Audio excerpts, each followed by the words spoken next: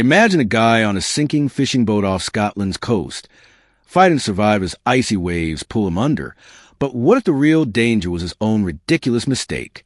I heard this wild tale from a co-worker on an oil rig, a story of near-death dumb luck, and a twist so absurd you won't see it coming. Here's how it unfolded.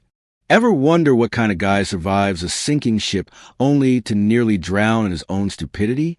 Buckle up, because I've got a story that'll stick with you. I met this wild character while working on an offshore oil rig in the North Sea, and trust me, he was a walking disaster with tales to match. This one's about his days on a fishing boat off Scotland's rugged northeast coast. A guy who'd seen the ocean's fury up close and somehow lived to tell about it.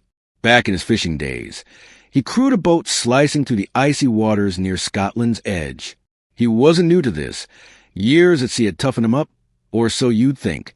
I can still picture him bragging about those days, his thick Scottish accent cutting to the rig's hum, painting scenes of storms and hulls like he was some grizzled hero. But this story? It's no hero's epic. It's a chaotic mess of panic, dumb luck, and a near miss with a deep end that left me shaking my head. And honestly, a little jealous of his knack for dodging death. We'd sit around during downtime on the rig, him spinning yarns while I listened, half amused, half horrified. He'd worked that fishing gig before joining us, trading fishhooks for oil drills, but the sea never quite let go of him. That boat he was on, it was his proving ground, where he'd face waves taller than houses and winds that could knock you flat. I'll admit, I admired his grit.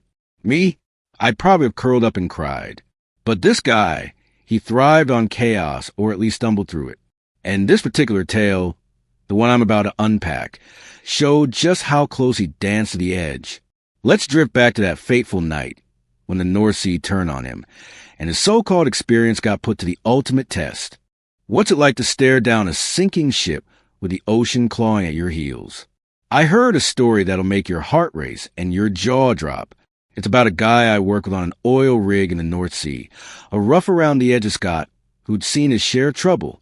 This one time, he was on a fishing boat that ran into a nightmare, a tale so intense it still gives me chills thinking about it. Picture this. He's out on a fishing trip off Scotland's northeast coast, the kind of cold, gray day where the sea looks ready to swallow you whole. Everything's routine until it isn't. Water starts pouring into the boat fast. The thing's sinking, no question about it. The skipper, probably sweating bullets, grabs a radio and sends out a mayday call, that desperate SOS that screams, "We're in deep trouble." Most of the crew scrambles, piling into a life raft, bobbing somewhere out in the waves. But my guy, he's stuck in the wheelhouse with the skipper and one other crew member, just the three of them against a boat that's losing the fight. I can't even imagine being in that spot. Trapped, watching the water rise, knowing help's miles away. Honestly, I'd be a wreck, but this guy, he just kept going, like he was born for chaos. On the rig, he'd tell this story with a grin, like it was just another Tuesday. Me? I was hooked, leaning in, picturing that wheelhouse tilting, the radio crackling, and those three guys holding on for dear life. It's the kind of moment where you wonder what you do, fight, freeze, or pray. For him, it was all instinct. But what happened next? That's where things got wild. Let's slip into that stormy night. Here's how it went down when the sea turned brutal and the real test began. What would you do if the only thing keeping you alive turned into your worst enemy? That's the hook that reeled me into this insane story from a guy I knew on a North Sea oil rig. He was a tough Scotsman with a knack for trouble, and this tale about his brush with death on a sinking fishing boat, it's the kind that makes you wonder how anyone walks away. So, the boat's going down fast, water's flooding in, the skipper's yelling orders, and it's clear they're out of options. The captain makes the call. Time to ditch the ship, suit up in those bulky immersion suits, and hit the freezing sea. My guy doesn't hesitate. He pulls on his suit, zips it up, or so he thinks, and jumps in after the skipper. I can almost feel the shock of that icy water myself, the kind that knocks the breath out of you. But here's where it gets nuts. He's barely in the water a second before he's sinking like a rock. He's kicking, thrashing, doing everything he can stay afloat, but nothing works. He's going under. I've got to admit, I'd be terrified, probably screaming my head off. Him? He's fighting. But it's like the ocean's got him in a chokehold, dragging him down despite that suit that's supposed to save him. Sitting on that rig, listening to him tell it, I was on edge. His voice had this mix of grit and disbelief, like even he couldn't believe how it played out. Me, I'm the cautious type. I triple check every buckle, but this guy, he just leapt into the mess, trusting his gut, and that sinking moment, it hit me hard. I could see it, him flailing, the dark water closing in, and me wondering what the hell went wrong. Let's dive deeper into that chaos. Here's what happened when he hit the water and the real struggle kicked in. Ever think you're done for, only to get yanked back on the edge by pure luck? That's the wild twist that hooked me into the story from a guy I knew on a North Sea oil rig. He was a rough-edged Scotsman, full of crazy tales, but this one, about staring death in the face and somehow cheating it, left me stunned. So, he's in the water, sinking fast after jumping off that doomed fishing boat. The immersion suit's failing him, the cold's biting, and he's losing the fight. He's thrashing, desperate, but it's no use. The sea's winning. Then out of nowhere, he just stops. He told me he made peace with it, let go, and started slipping down into the dark, ready to call it quits. I can't even wrap my head around that. Giving up like that. Me? I'd be clawing at the water till my last breath. But this guy, he had this eerie calm about it when he told the story.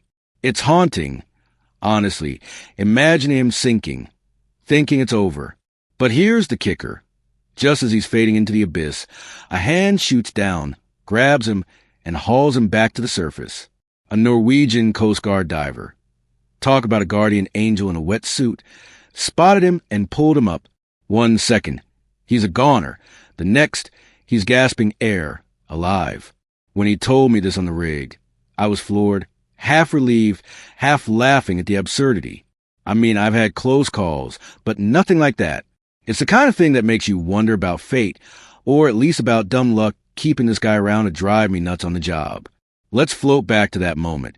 Here's how he went from the brink of death to a second shot at life. What's the dumbest reason you've ever heard for nearly dying? That's the little nugget that sucked me into this ridiculous story from a guy I worked with on a North Sea oil rig. He was a Scotsman with a knack for chaos. And the way this tale wrapped up, it's equal parts hilarious and unbelievable. So, after this guy gets yanked from the jaws of death by a Norwegian Coast Guard diver, he's back on solid ground, or at least a rescue boat, safe and sound. Naturally, we're all curious.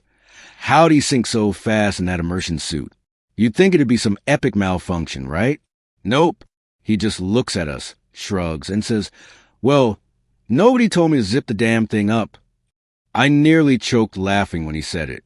The suit's flapping open, water pouring in, and he's sinking like a stone, all because he skipped the most basic step. I mean, I'm no survival expert, but zipping up seems like day one stuff. This guy, though, he lived in his own world, and somehow it worked out. We'd hear this story on the rig, him grinning like an idiot while I'm sitting there, half in awe, half exasperated. He was a walking hazard, always pulling stunts that made my heart skip, like he was testing how many lives he had left. I'd roll my eyes, but deep down, I kind of admired his reckless charm. The kicker? I'd joke with him, saying I ought to track down that Norwegian diver and mess with his breakfast for saving this lunatic. We'd laugh, but part of me meant it. He drove me nuts for years with his wild ideas. Still, that zipper line? It's a lesson in disguise. Even the simplest oversight can sink you, literally. Let's rewind to that punchline moment. Here's how it all tied up with a laugh and a shake of the head.